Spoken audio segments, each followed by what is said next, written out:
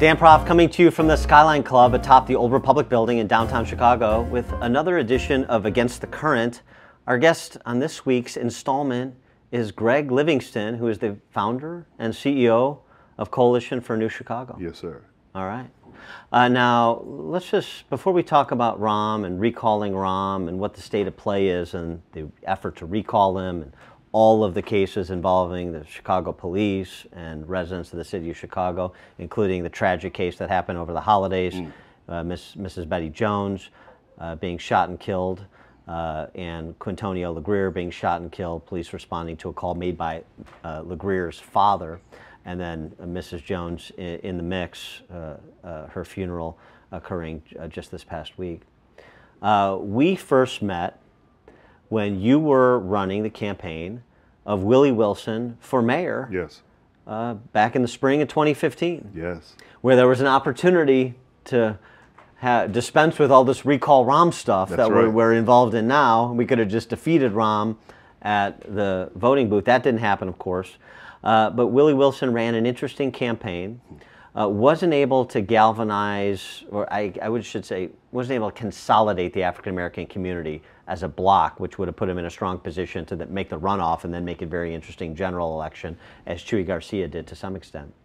But tell me a little bit about the experience of running Willie Wilson's campaign, not just in terms of the kind of candidate that Willie was, but also the dynamic you experienced and what you learned about Rahm Emanuel through that process. Sure. Well, first of all, Rahm kept us tied up in the Board of Elections for quite a while, you know, in terms of fighting Willie's petitions and the like. And I remember Willie and I were sitting down having lunch on Christmas Eve, and Rahm was in the mountains of Chile. And we had been putting... Hey. Yes. You're not supposed to say where Rahm and his family vacation. You're not supposed to talk about that. He gets very upset. Oh, well, Rahm and his family, they were somewhere up in the mountains of Chile. Yeah, you know, I can see how concerned you are. Right, yeah. but not exactly. Yeah. And so at Christmas Eve, he called and said he's withdrawing his objections, you know, because Mike Casper, Mike Madigan's lawyer, his hitman, you know, was you know, an expensive guy and everything, but, you know, there was a lot of, Willie had a lot of backing and everything, and Willie had the money to, you know, basically to last it out. So then, you know, the general election occurs, and we only have a few weeks because we've been tied up in the Board of Elections for so long. And so then Rahm doesn't win the general election, right? And so doesn't win the primary. The primary, yeah, right, yeah, right. Doesn't win the primary, right. And so it is forced to a runoff. So Rahm, being the operator that he likes to see himself as, he calls us up that night, wants to meet the next day. And so we meet the next day at, you know, and so... Because Willie finished behind Chuy, but he right. finished third. He had, how many votes did he amass? Well, he got 10.7% of the vote. Okay, so yeah. Tens of thousands of votes. So yeah. he has a constituency to come to the table. Sure. Rahm does the normal victorious, or at least temporarily victorious sure. play. That's Rahm right. and Chuy probably did the same thing. You reach out to your other competitors and sure. say, hey, come join my team right. to try and consolidate as much support as you can after sure. a primary for the general. Yeah, and so they get together, and so Rahm makes a lot of promises what he would do. And where did this get together occur? At Willie's Pit House, you know, here in Chicago. And so Rahm makes a lot of promises. He says, Willie, I agree with you about, you know, the red light cameras and the contracts and the schools and all that, you know. Did he agree with him about not raising taxes? Well, he didn't really talk too much about that. I bet yeah. he didn't, yeah. Yeah.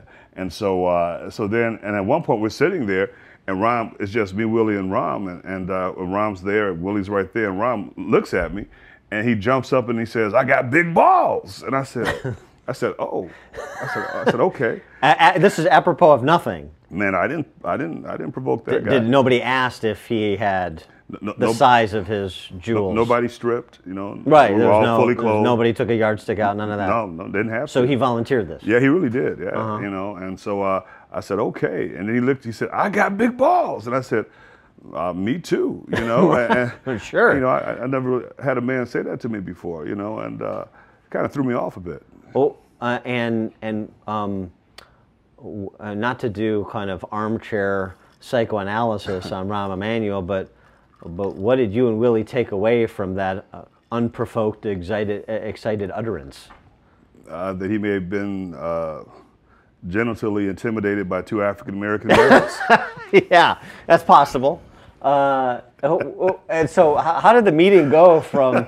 Sorry. You know, I mean, that's a stereotype. I know it's a stereotype you enjoy. You know, to the detriment of the rest of us. But I mean, seriously, that's such an odd thing to say. It's almost childlike. He wants to be Little Caesar.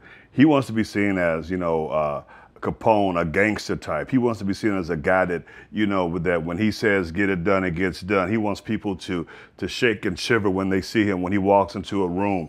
He believes that the ground shakes and dust falls from the ceiling when he strolls through, you know, and it's his own myth, you know, and even in terms of that, you know, with everything that's happening now for Rahm, Willie said, I don't look so bad now, do I? You know? Right.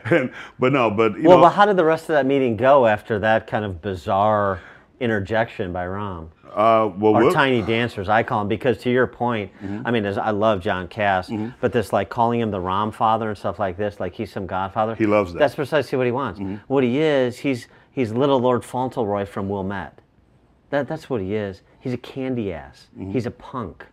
And that's how we should describe him. And after 5 years of being mayor, all of that mythology, as you describe it from D.C., I would think that would have been completely debunked by now. I mean, how many times does he have to get steamrolled by Karen Lewis and other other strong-willed political operatives, regardless of your view on her position on things, and my view is very much opposed to her, but there's no question what she did in that teacher strike. She steamrolled him, she will again if the teacher strike in 2016.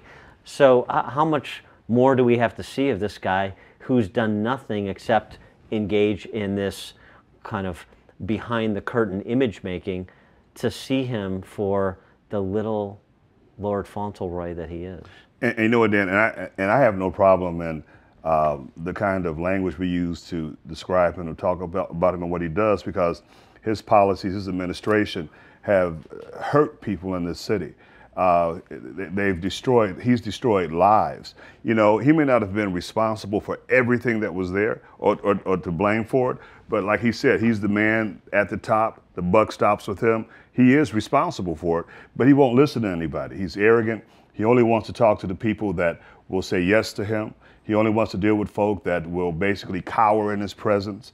And it's a very sad thing that we cannot have, you know, a free and creative, you know, and just a prolific kind of Chicago government, because we have a man who is essentially a political assassin sitting in the chair of governance. Well, I'll tell you what, it's interesting that you mentioned this kind of conversation you and Willie had with him after the primary in 2015, because apparently you were not too intimidated by his big stones, because Willie ended up throwing his support behind Chewy. Oh yeah, I mean, Willie's not intimidated by anybody like Rahm. I mean, someone like Willie Wilson, you know, Willie's a guy that has done more with less. He's a guy that came up, I mean, not the rough side of the mountain, but the slick side. There was nothing to hold on to. So Willie understands what it takes. Jim Crow South. Oh yeah, the Jim Crow South, you know, like a Willie's birth certificate. Grade school education. Yeah, it says colored on his birth certificate. So he made it through there and made it big, you know, and had wonderful friends like Ray Kroc. I mean, no one can deny that. He wouldn't. You know, Willie says Ray Kroc is the greatest man he ever met. Another high school dropout who becomes one of the richest men in the world, you know, founder of McDonald's. But a guy like Rahm, one of the problems that I have with people like a Rahm is I begrudge no one their wealth or their success. Yeah. But when he's so disconnected from those whose circumstances, they were born in debt, if you will. And so the disadvantage and the challenge, and he can't relate to them because of his social Darwinism. You know, he just thinks that they're inferior to him. You know, they don't measure up to him. You know, and but he cannot. Well, this is left. These are people who I have to manage because they can't manage themselves. These are liabilities. People are liabilities I have to manage rather than assets that we need to create the circumstances so they can flourish. And that's a big philosophical divide between the right and the left. I mean, I know you don't consider yourself a Republican, and that's fine. I'm a conservative by choice. I'm a Republican by necessity in this city and state. But that's a really important insight into the psyche of Rahm and the psyche of the left more generally, because I think it helps to explain why there's still de facto segregation in the city, in Chicago, perhaps the worst in the country, 60 years after Brown v. Board of Education.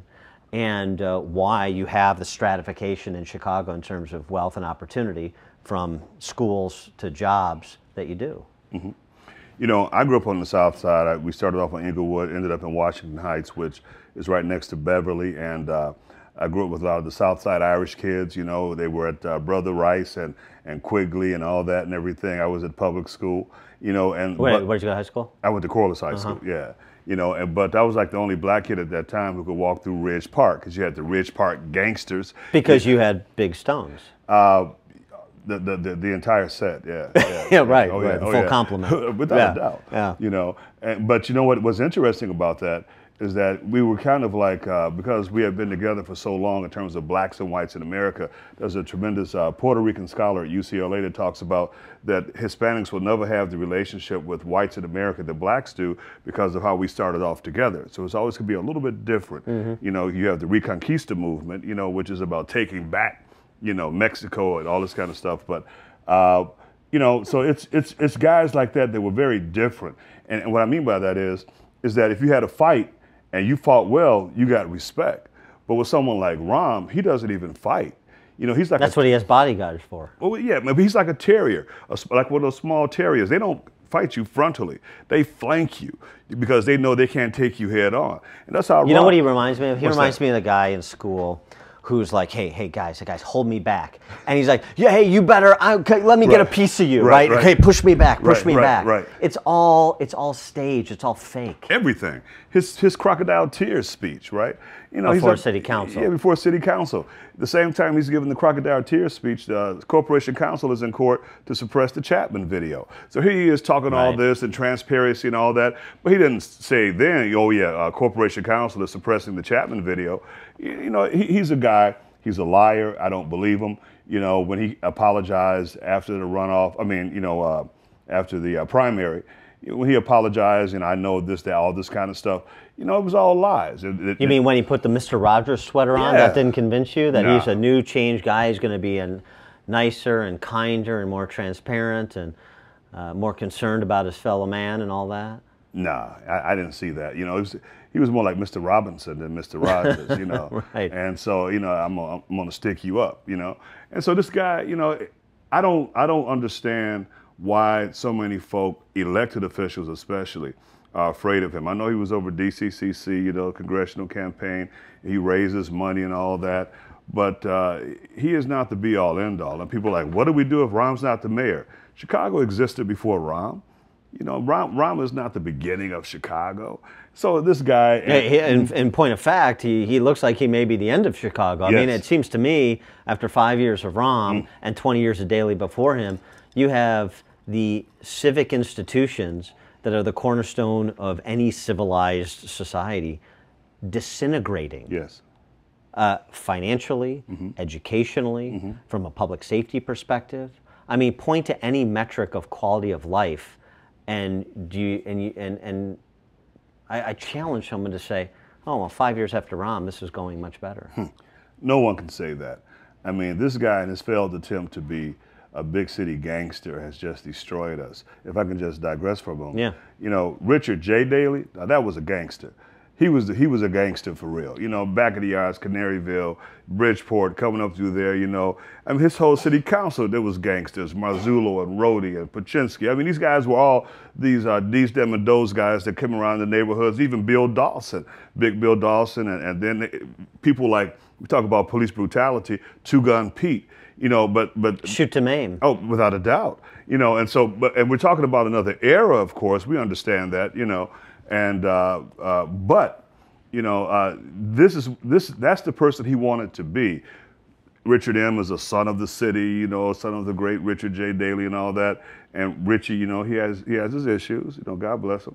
But Rahm wanted to come into Chicago and to run it like the boss. Like, did you watch the series Fargo at all? Oh yeah, well I remember the movie. Okay. I think I saw one episode of Fargo. All right, so in the second season, there's this great moment where there's this exchange, this most recent season of Fargo, and one of the characters says to one of these actual gangsters, you know, this is America. We don't do kings, and the gangster says, yeah, we do. we just call them by a different name. Sure. And from your perspective, particularly with respect to the black population, because that black community to me, and we always talk about communities like they're monolithic. The black population in Chicago, do you think they're tethered, as I think, and I think this transcends racial boundaries, they're tethered to this idea that we do strong men in the last couple of generations in Chicago and in Illinois? That's what we need. We need a strong man, like you're talking about Richard J. That's the way the city that works.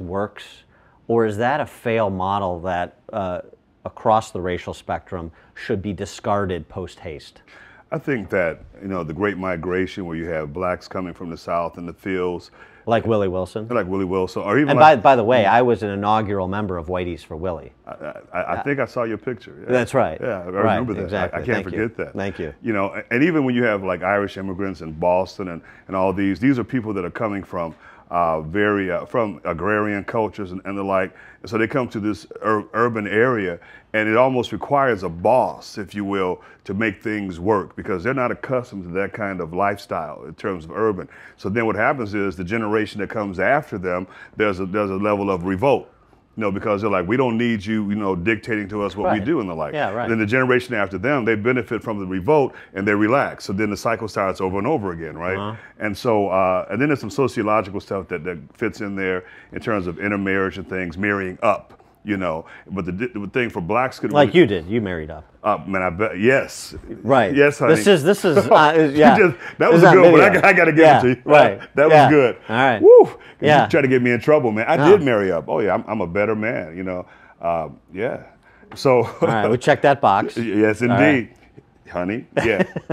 But and so that whole aspect. That exists in terms of marrying up, but blacks couldn't do it because there was the whole racial piece. So you had Irish Catholics moving out of their Irish Catholicism, Italian Americans, which The Sopranos really depicted in a wonderful way of trying to move out of being seen as those guys and everything. So and so it's a piece where you have the strong man, the bosses. And here's a guy who is an anachronism in Rahm Emanuel, who thinks that it's 1950s, or whatever. It's post-World War II, and he has no idea because he's disconnected. Well, but the other thing is, even if it seems to me there is this remnant of support for the boss model of government.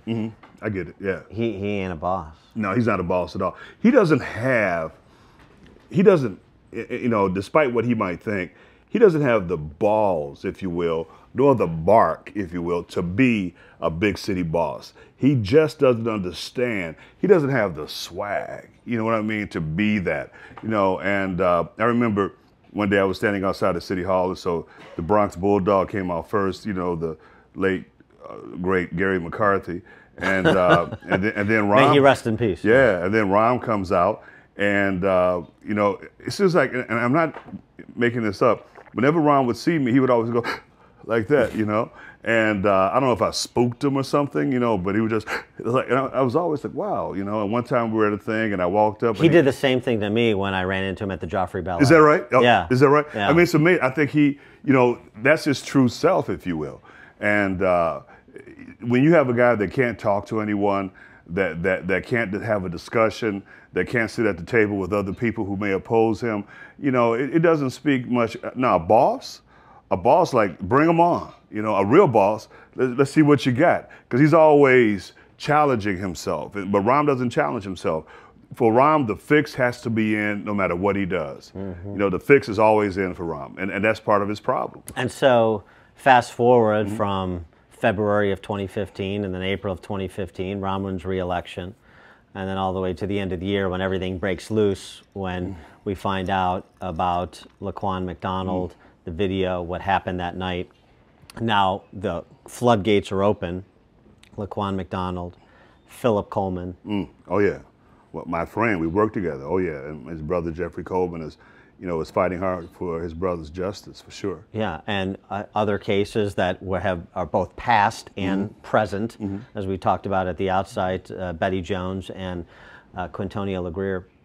And I guess the question is, what does the Coalition for a New Chicago, this organization that you founded and head up, what's the end game? What's the play here?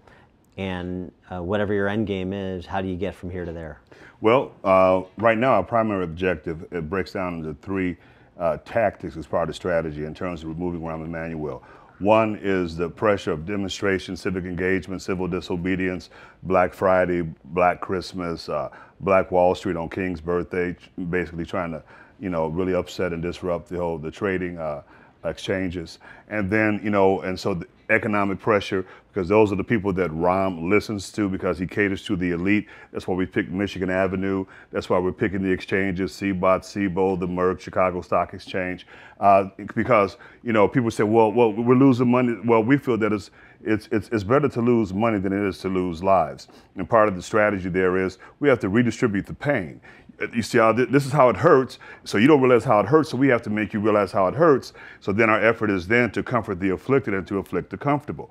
Number two, with House Bill 4356, the Chicago mayoral re-election bill, which is recall bill. Recall, is that, here is something legislatively that, which is an organizing tool as well, that we can say, look, we have a primary, a couple of months away, and start talking to these various folk, that the candidates and the incumbents, that don't your constituents have the right to recourse, that if you're not doing a good job, if your job is really just lagging, they shouldn't have to wait till the next election in order for that to happen. So we can recall the governor, so we should be able to recall these mayors as well. These are not fiefdoms. You're supposed to be a public servant. Number three, working with some lawyers and the like, because, basically we look at Rahm Emanuel as a criminal. He conspired to conceal and defraud, a state-sanctioned murder, a police execution of Laquan McDonald. And so, Dan, if you or I were to watch somebody get shot 14 times on the ground, and then we said, look, you don't say anything, I won't say anything, but the camera caught us, we wouldn't be sitting here right now, And so, and just in the falsification of the reports, I give Senator Mark Kirk his credit when he said those guys should be fired. But we think that no one is above the law. And the reason there's two Chicago police departments, the good guys, and there's the Van Dyke type guys. And there's a reason they don't do anything, because, if all I'm gonna do is lose my job, but I had a good time or whatever, right? Because you're dealing with a certain psyche there, a certain mentality. And, but Rahm, just like them, should be criminally prosecuted. If you did it anywhere else, we're not talking about somebody stealing paper clips from the office. I mean, these guys are covering up, murder. And let me say this too. So I mean, it's an obstruction of justice. Yes, totally. I mean, we had a president resign from office 40 years ago for obstructing justice. That's right. I mean, this is essentially what you're arguing Rahm has done in the Laquan McDonald case, and as each passing day comes and goes, maybe other instances of this too. We just had an attorney in the city's corp counsel office resign for not turning over video evidence in a wrongful death suit from 2011 where another African American was killed by Chicago police, and they didn't turn over evidence they know they had to turn over to plaintiff's counsel. And so now there's going to be a new trial. So, I mean, with each passing day, even as they say we're going to arm Chicago police officers with tasers, like that has some impact necessarily on someone's judgment in the moment. We're going to, revamp the Independent Review Police Authority. That's a joke. Yeah, we're going to introduce some new people. We're going to bring in Deval Patrick from Massachusetts, and that's going to make it all better. The governor. Right. So this is all so much of the smokescreen and misdirection play to get away from focus on the McDonald case and other instances where you don't just have kind of underlying reckless, criminal, perhaps, behavior, but then the cover-up after the reckless and/or criminal behavior. Sure, and it shows that Rahm can't deal with pressure. I mean, there's Gary McCarthy, on the morning news shows, when he was still superintendent, saying, hey, the mayor has my back. I'm not going anywhere. I'm a police officer. Next thing you know, he gets a phone call, and they're like, look, man, you got to go, player. You out of here, Right. But even in terms of what you're saying. Do you think Rahm uses the phrase playa? It depends on which group of his staff he's probably sure, around. right. Yeah, Who he's pandering he's trying to to fit in. You yeah, know. it's interesting because McCarthy, much like Barbara Byrd Bennett, were top flight hires. Yes. They're bringing the best and the brightest to Yes. City Hall Yes. and to the Chicago public school system. That was Rahm's charge. This is a new sheriff who rides into town like Gary Cooper in High Noon. He's rounding up a posse to clean up this one-horse town. And how has that gone? It hasn't. I mean, it's been bogged down in Rahm's psyche. You know, I mean, he cannot deal with anyone opposing him. He can't deal with anyone saying no to him. You know, I've met his wife. I think she's a very nice person, a wonderful person. And but I don't know how she could live with him. You know what I mean? He has to be very rough. Some of the black guys that I know that work with him, you know, as grown men, you know, these are family men, to have someone over you who's cussing you out, who's just mean, you know, I mean, and he's known to be that way. You know, I have to wonder for them, you know, is the job really worth it that you'll sit up under that he, when you get a text when he's around you, that he checks your phone to see this, that, and the other, you know, and there comes a point where you have to have an insult level and a dignity level, you know, there's a point where, you know what, I don't need this. And so, you know, it's just, this is crazy. I remember when Garcetti was here, I was at a thing at UFC at Axelrod's. The Institute for Political Skullduggery. David Axelrod runs at the University of Chicago. He had de Blasio there, Kassim from Atlanta, Garcetti from LA, and Rahm. And I'll be honest with you, Garcetti. That's like almost a meeting of the five families. Oh, dude, but Garcetti destroyed Rahm. And none of this was publicized. I mean, he just laid Rahm out, and Rahm was not quick enough to respond to this man, you know? And I mean, the guy just one thing after the other. And if there's a video available on that, people should check it out. You know, it was incredible. So going back to your work, you've got this recall legislation that's pending in Springfield, sponsored by two African-American Democrat legislators. LaShawn Ford is the lead sponsor, Mary Flowers, the co-sponsor. Half a dozen or so Republican state legislators have signed on. 15 Republican state legislative candidates have signed on, calling on their Republican colleagues in the House and the Senate to sign on, asking where are all of the Democrat state legislators in the House and the Senate, particularly those representing the city of Chicago, particularly those representing majority-minority neighborhoods and communities. And where the hell are they? And where the hell are the 50 trained SEALs that constitute the city council? This is a guy who's got a 14% approval rating, for whom a majority of Chicago residents would like to see a new occupant on the 5th floor, and you've got 8 legislators on this legislation. Why? You know, when the Laquan video first came out, I wrote an article for Huffington Post entitled "Rahm and His Aldermen Must Go for Chicago to Begin Anew." And I remember being down at City Hall, running into a couple of aldermen, and like, you know, we were talking about your article yesterday and stuff like that. And you know, my take and my feeling about it, and people that I've talked to in terms of discussing this, is that all of them should go. And what we're talking about, you know, Chicago's smaller than New York and LA, but this is like Shakespeare: first kill the city council and all the state legislators. Get rid of them. That's right. You know, and just revamp it. Because I think right now we're in a perfect storm that if people really understand that we are making changes, you know, things can happen. You just have to keep fighting. You can't give up. And we can make Chicago better, because the way Chicago has been, you know, the city of big shoulders, the nation's stockyard, we're not that anymore. You know, that's not who we are. But we can't do it with individuals that are rubber stampers, whether they be in city council or in Springfield. So I think it's really a time for the people to revolt, if you will, and to say we're not going to take it anymore. And I think we have to be very vocal and let people. But so the question is why? Now we're a few months into this now, since the Laquan McDonald video and all of the associated furor came to the fore, became an international story. Sure, everybody knows. And yeah, there's been some protests on Michigan Avenue, a few hundred people. Yeah, there's been some protests in front of Rahm's home. where he kept that blue dress that allowed him to establish residency, the blue wedding dress that I assume he wore on his wedding day, you know, the dream of every Wilmette resident. A few hundred people. But you haven't seen the revolt that you're suggesting should be occurring. Sure. Why? Well, it takes time. You know, the Montgomery bus boycott, you know, started December 1st, 1955, and ended December 20th, 1956. You know, and Rosa Parks, of course, was, you know, that symbol in terms of that. But, you know, when they first started that, and King was not the Martin Luther King that we know now. He was a 27-year-old pastor. Nobody knew he would become X, Y, Z and everything. And so everybody didn't hop off the bus the first day, the first week, you know, the first month. And it took time for this to build.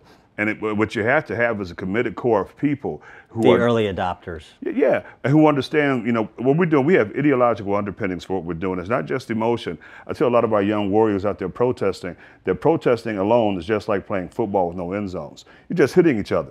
You know, okay, your turn, my turn, your turn. But once you have some end zones, you have some metrics, things you can see. And so part of our metrics are, you know, and like you just said, and pulling in, you know, other legislators to say, let's be part of this. We have two Latino councilmen, Alderman Rosa and Alderman Lopez, who have come out and said that Rahm should resign.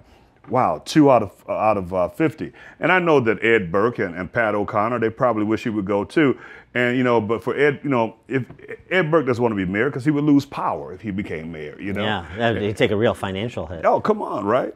You know, and you said that. And so, but I agree. But it's a matter of just continuing just to press, because you don't stagger Mike Tyson and let him recover. And this guy has been staggered. The way he's doing things, the things he's saying, the things that are popping up, coming out. Jordan Marsh, who you mentioned, here's this guy, you know, concealing information and evidence and all the like. This is crazy. And here he is. If he had just come straight out and say, you know, we have a problem here, you know, people would have taken it much differently. But, you know, it's like when you're a kid, you know, I never forget Lyndon Johnson told a great story about how he used to love to hear his dad talk about George Washington chop down the cherry tree, you know. And he says, his father was I will not lie, I chopped down the cherry tree. And so Lyndon said one day his friends, they were playing out by the river, and there was an outhouse by the river, and they knocked it over, these country kids and stuff. So later on that evening, you know, his dad said, Lyndon, were you and the boys down playing by the river? He said, yeah, Dad. He says, did you knock over the outhouse? He said, yeah, Dad. He says, I will not lie, Father, it was I. And, you know, and then he said, well, he started, you know, whooping him, you know, and everything. And he said, well, George Washington's father didn't whip him, Dad. He says, George Washington's father wasn't sitting in the cherry tree either, you know, and everything. And so, you know, I don't know why I told that story, because it really has nothing to do with this. Yeah, it's an entertaining story. But it's I a really good story, don't care. Right? I appreciate that, Dan. Thank you. Yeah. But you know, this guy concealed it. And how do you trust someone like that who conceals murder? That's why we go to the movies, to see mysteries about people trying to get away with the murder. That's why I love Columbo, because he figures out every episode somebody who's trying to hide a murder. You know, we need Columbo right now to unravel this stuff. So since he isn't here, we're Columbo, because this guy was hiding murder. Well, let me do my best Peter Falk impersonation and ask you. I have one more question. The question and the cop-out rationalization, as I characterize it, that is offered by those who are slow to adopt the position that the early adopters, that the intellectually and morally courageous have adopted, which is Rahm should resign, and that recall legislation should be brought to a floor vote, voted on, signed by Governor Rauner, which he's already committed to do. So that we have that mechanism in place. Is, well, here's the thing you don't understand. You have to tell me what comes next, because it could be worse, right? And this is the plaintiff wail of a controlled population, right? I am going to settle for the worst because I'm afraid of the worse. So how do you respond to those people that say, well, I'm going to take this terrible environment that we have and this terrible, morally bankrupt leadership that we have, covering up a murder, which a lot of people believe, but but those same people aren't willing to sign on to the program that you've just outlined. How do you respond to them to say, well, I agree with everything you say, but I'm worried that it could be worse. So you got to tell me, you got to persuade me that it's going to be better if we get rid of Tiny Dancer. Well, it's like a crazy woman in love with a no good man. The more he beats her, the more she loves him. And the only way he stops beating her is when the neighbors call the police, because there's nothing within her that says you shouldn't beat me. But then, you know, so then when something happens to her, right, to use some Christian language, when she becomes made free as opposed to set free, the police set her free, but being made free is something that's ontological. Something happens to the texture of her being, so that when he comes to strike her again, because now that she realizes that God never made me to be junk, you know, I am, you know, somebody and everything, that when he raises his hand, right at that point, he sees something, he feels something different in this person. And so what we have here are people who allow themselves to be beat on constantly. And it's like, I'd rather be with the devil I know than with the devil that I don't know. Well, the thing is, be with yourself, respect yourself, love your community, your city, enough to realize that there are a multitude of persons out here that we can have run for office and all that. But you don't sit around and just get beat on because you don't think that you think someone might be worse. You don't love yourself enough. You know, you don't deserve to be beat on enough. You know, you stop him right there. Stop the abuser. Rahm is abusing Chicago. He's raping us, man. It's time. $500 million. You know, we have all this stuff and police misconduct settlements. People talk about Michigan Avenue losing money. Taxpayers, you're paying a $500 million bill. That's not coming from some imaginary place. That's coming out of our taxes. $543 million property tax hike. Where's that coming from? It's not coming from Oz or Alice in Wonderland's rabbit hole. It's coming from our pockets. So people tend to have it spun on them that here's the money being lost over here. I mean, here's a piece, Dan. Okay, Corporation Counsel. Laquan McDonald's settlement, right? It started $16 million. Comes down to $5 million. Well, tell me something. The Corporation Counsel, when do you have to consult the mayor about the number of the settlement? About the dollar figure? I mean, are you just allowed just to do what you want to do, or can you negotiate, you know, without him up to 100,000, and anything over that, you have to say, Mr. Mayor? I don't think he has a latitude to negotiate 16 million to 5 million. So it's like, Mr. Mayor, when did you know, and what did you know? Corporation Counsel, come on, tell us, man. You know, when did you go to the mayor and say, Mr. Mayor, this number isn't going to, they're here now. And then the law firm that represented them, because this was unsolicited, they took 40%. Not a third, but 40%. Corporation Counsel. You know, did you see that? How did you feel about that? Are there any rules, protocols, whatever in place? This whole thing, it stinks. You know, and so there are a lot of people I tell folks, well, if Rahm doesn't crack, the people around him will. Because they're all in this together, and they don't want to go down like that. They don't want to go to prison. You know what's interesting about what you're recounting about the Laquan McDonald, the $5 million settlement, that was the check that was cut in the summer of 2015 that people effectively didn't know about, the public didn't effectively know about until the end of 2015, 6 months later, despite the fact that we know from emails that have now been disclosed that the mayor's political flacks were on the Laquan McDonald shooting within weeks of its shooting, and they were monitoring this the entire time, right? Because they understood that we got a bad one here, right? A bad one, not because a young man was shot and killed, but because this could do political damage to the mythological image we're trying to create of Rahm. Sure. Right?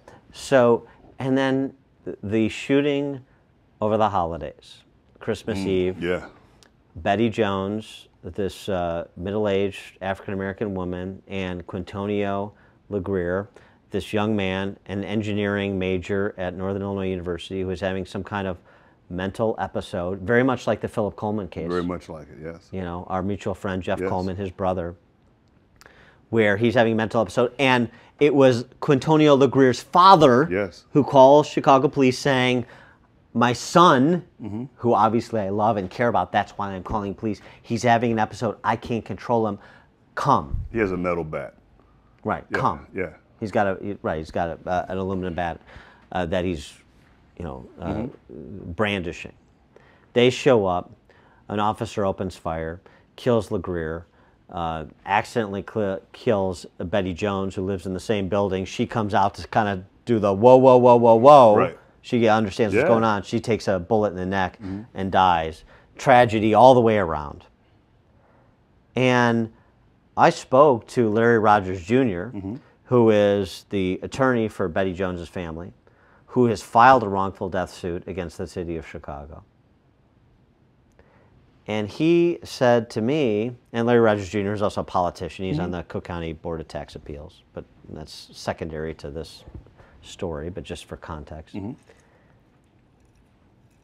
2 months after Laquan McDonald, 8 months after this $5 million settlement, a year after this shooting and everything that's ensued. And what does he say?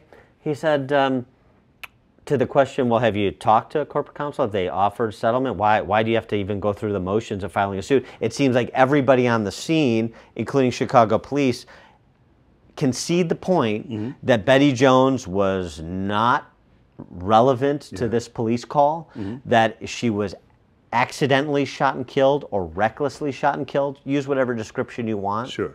But the bottom line is she should be alive today. So why the need to go through the formality, the legal process of filing a wrongful death suit, and all of the, and he said, well, they haven't offered us any settlement. The corporate counsel hasn't reached out to us. I reached out to them as a courtesy in these kind of cases, see can we achieve some kind of settlement before we go to the stage of filing a complaint and discovery and ultimately trial before a jury and the whole civil justice process. And he is expecting motions from the city's corp counsel, you know, to prolong this case, to try and minimize the political damage, the financial damage to the city of Chicago per what happened on that Christmas Eve at that address. And it just seems to me that this is an administration that isn't, and it starts from the head, because that's where fish rots, from the head, that is incorrigible.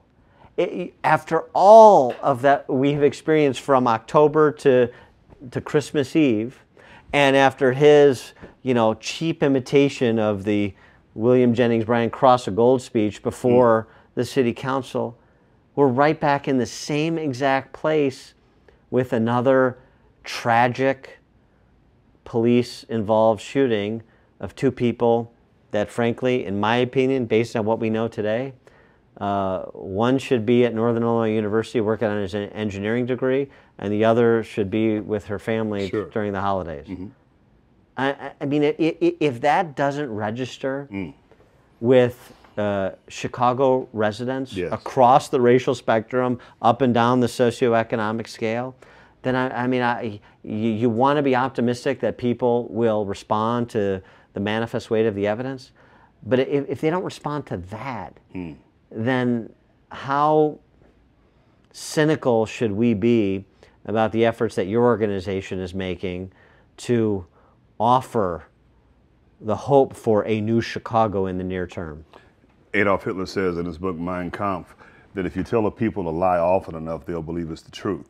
So we just say if you tell the people the truth often enough, they'll believe it's the truth. I mean, Rahm gets up there, you know, and the police reforms after this, and he tries to throw the okey doke on the public, the okey doke. He says, look, we have one of the greatest police departments on the planet, no doubt about it. The training they get, they're professionals. These are professionals. And he says it's important that our policemen, we have to revamp our training so not only can they shoot, but should they shoot.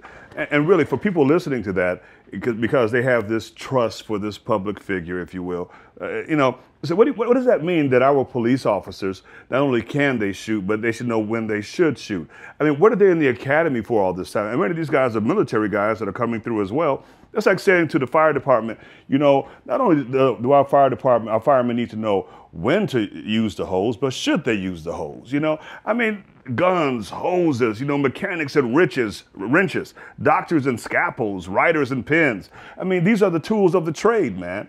So you're going to get up there and tell us something like that when the problem is there's a culture, in the police department that you have basically aided and abetted by not stepping up as the chief administrator. And let me say this. My thing is, going back to Willie real quick, when Barack Obama, President Obama was here for the Pullman National Landmark Ceremony, so I brought Willie with me there and everything. And so I bring Willie up to the president, and Rahm is standing next to the president. I said, Mr. President.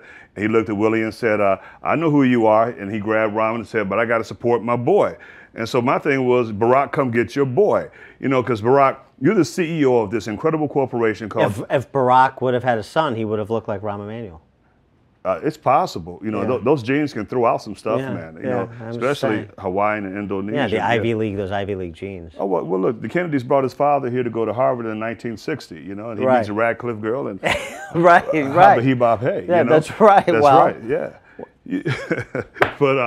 But so here's Barack Obama, the CEO of this great corporation called the United States of America, and one of your divisions is having trouble. They're down there, they're spending money like crazy, they're embezzling, there's unrest, and there's people that are quitting and resigning. Man, so in any corporation, who do we go to? Do we go to the janitor and say, what should I do? No, you go to the person you put in charge or that's in charge, and Rahm is in charge of this corporation called Chicago. And guess what? It ain't working.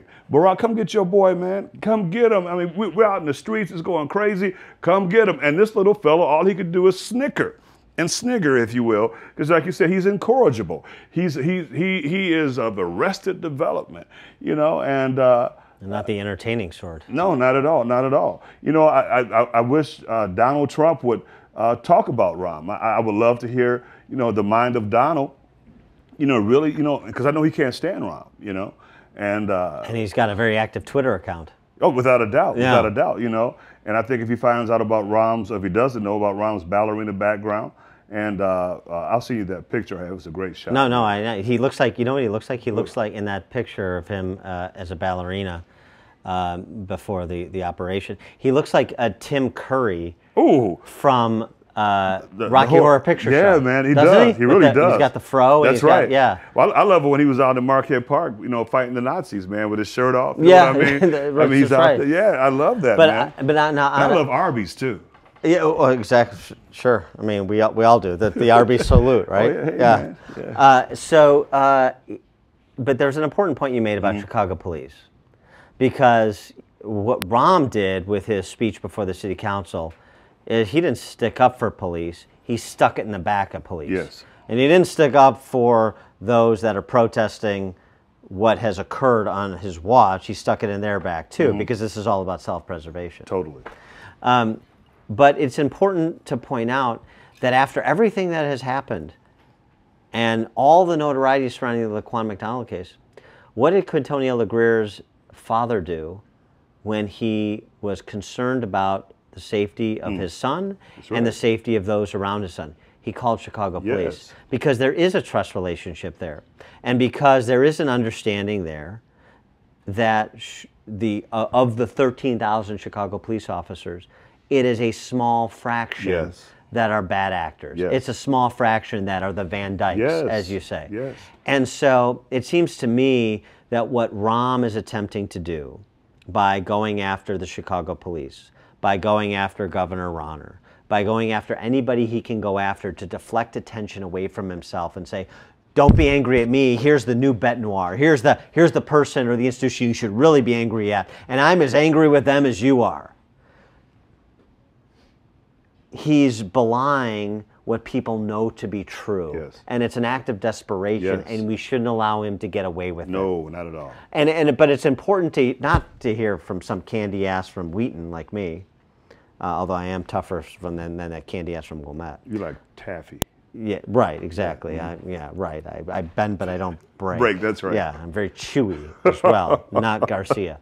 But it seems to me we shouldn't allow him to get away with that, because black families, like white families, like Latino families, like Asian families, understand we're not interested in putting ourselves at odds with the police. Not at all.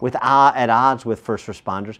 We're on their side, and we want them to be on our side, but we also want those institutions to be accountable for the small fraction of individuals who color outside the lines, who do damage on the job. And those individuals, whether they be a teacher or a paramedic or a firefighter or a police officer, they need to be excised from those institutions so we can get back to that place that we enjoy being, which is 100% trust in those institutions when we pick up that phone. You know, I agree with you. I'm a pro-police guy. But people would ask, well, what is it about, you know, black males and the police departments around the country? Why is it there seems to be this constant conflict? And that's where I think that in terms of police training, something a little different can be done. People talk about, you know, sensitivity training, race sensitivity. You know, I don't believe in color blindness. That's a disease. I believe in color appreciation. Let us all appreciate what our distinctives and the like. But in Plato's Republic, he talks about the public guardian. And the public guardian, that's the police, if you will, their responsibility is to maintain the status quo. You know, they don't make laws. They maintain that. Society, whatever society is, they maintain that. So since blacks didn't come here as first-class citizens, and then like I said, you have other groups that didn't as well, but they were able to, you know, sociologically go up, if you will, and the like, because, you know, the European bloodline became melanin when it came to America, all this kind of stuff, right? And so then there's something that is in the culture of American policing that is about maintaining the status quo, which is the officer's job. But then sometimes I think there's this psychological piece, psychohistorical even, wherein, you know, you must stay in your station. You must stay here. Because I'll tell you, Dan, I've had, you know, plenty of white friends, right? Caucasian guys. Everyone should have a white friend. Man, it's important. Yeah, it really you know, is. Especially when you run into the police. Yeah. And I've watched the Chappelle Show. I know how important it is. I like that. Yeah. You know, and I've had my white friends, the cops, they're like, what's the problem? And I'm sitting there like, uh-oh, you know, hey, what's the problem, buddy? Get out the car, you know, what's the problem? I'm like, oh God, we about to go down, you know.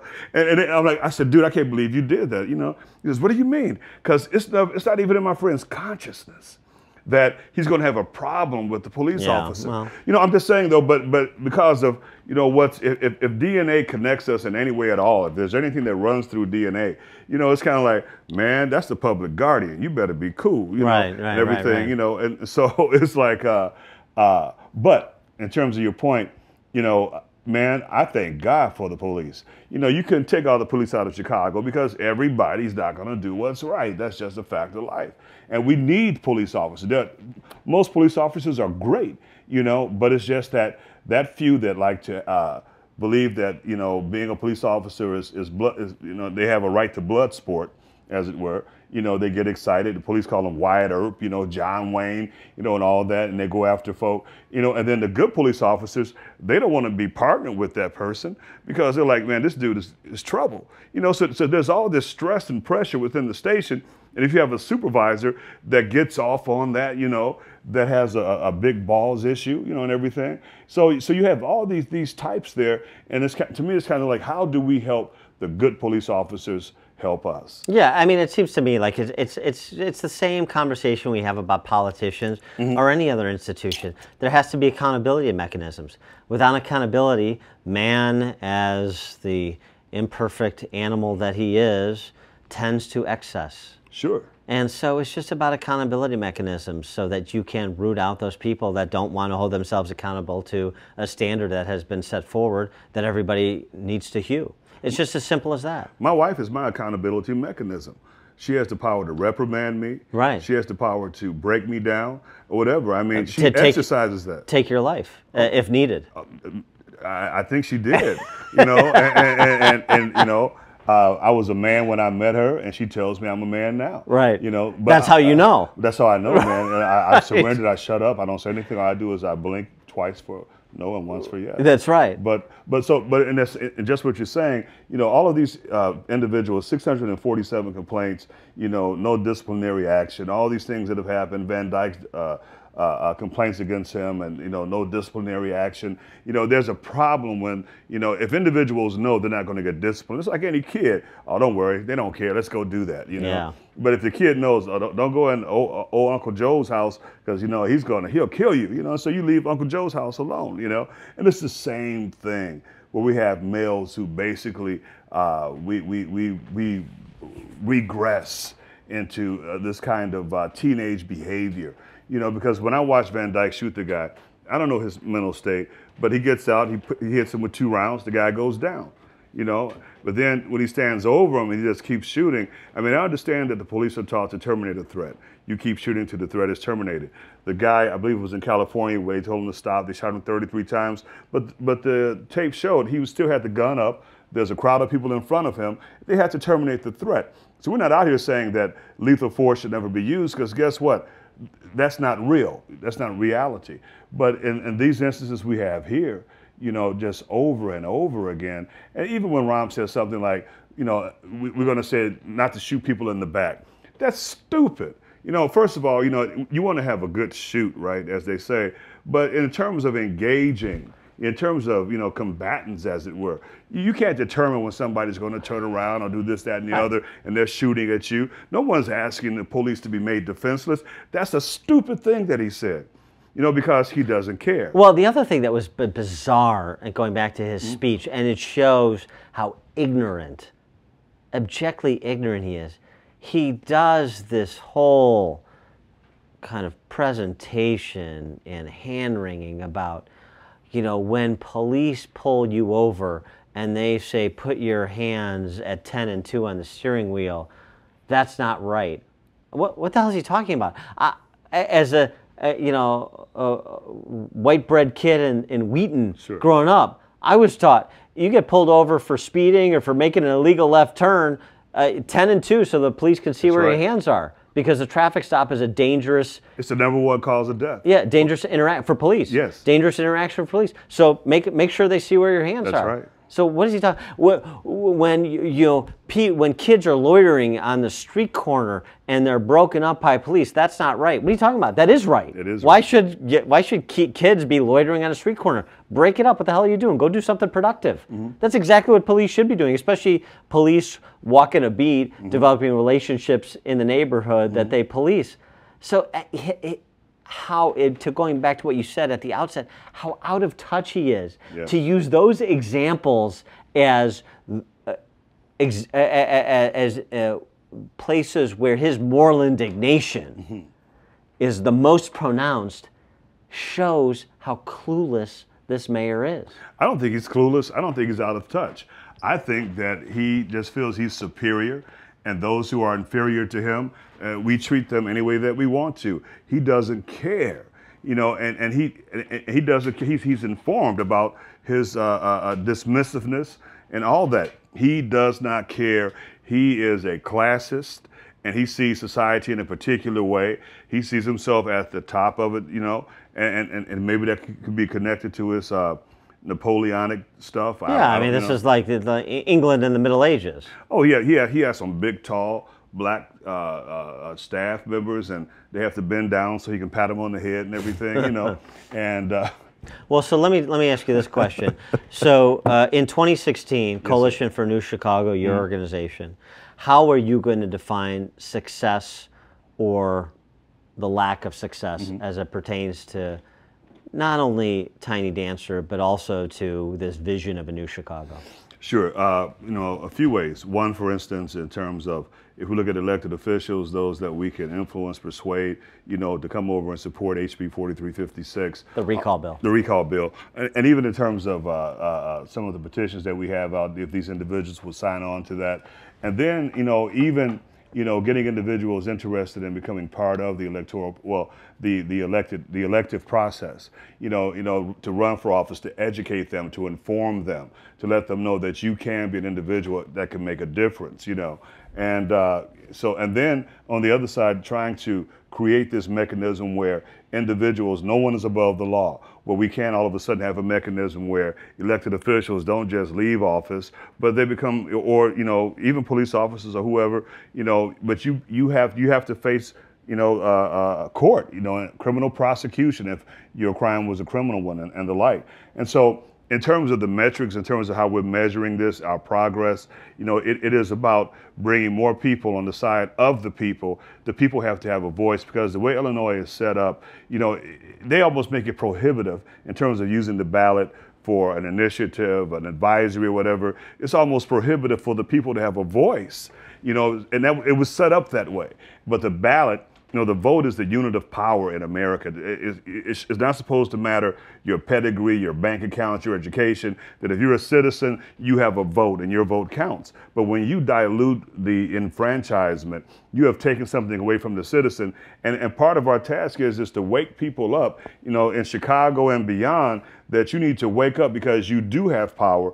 You know, don't believe the hype and all the stuff they're putting on you. You know, Mike Madigan, all these individuals, they should be serving you and not you serving them, you know. And so, and my thing is too, Dan, is that, you know, people say, oh, well, that's impossible. But just, you know, John Kennedy was not a civil rights president when he got in office. Robert Kennedy was not a civil rights attorney general when he got in office. Lyndon Baines Johnson, when he was a senator, you know, he used to vote against anti-discrimination stuff. Right. But, you know, civic engagement and all those things, these individuals, they changed, you know. And so change, I don't expect Rahm to change, but what I'm saying is that you expect to change out Rahm. Yeah, change him out, you know. And because there are good people that we can gather around, but it's really about giving the people their voice back and really working on changing some of these laws. You know, nobody is invincible. Nobody is unbeatable. And, you know, and we have to just really, you know, in terms of a movement, if we want to use that term, just really just keep hammering it home. And I like to think too, Dan, that we're trying to give individuals that join up with us the kind of ideological underpinnings where they're not just running on emotion. Emotion is important, but they have some intellectual rigor involved as well, so that they can mix the rigor, the intellectual rigor, and the emotions together for a powerful, powerful way to get our society functioning in a way that's best for everybody. And with due respect to Flavor Flav, 911 should not be a joke in this town. That's right. All right. You know, you don't get the late crown. That's right. That's right. Oh, you don't want to call me and say, I can't do nothing for you. All right, we're going to do our Public Enemy karaoke There you go. After this, but I want to thank Greg Livingston, the founder and CEO of Coalition for New Chicago, for joining us on this edition of Against the Current. Thank you so much. Thank you, sir. It's a pleasure to be here. You are the great Dan Proft.